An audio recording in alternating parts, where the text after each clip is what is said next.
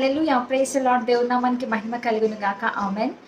యేసయ్య నాతో మాట్లాడాలి అని ఎంతమందికి ఉండదండి. కానీ యేసయ్య ఎలా మాట్లాడతారు అని చెప్పే ఆలోచన నిన్నక్కడే ఆపివేస్తున్నట్లయితే నీకు శుభవార్త.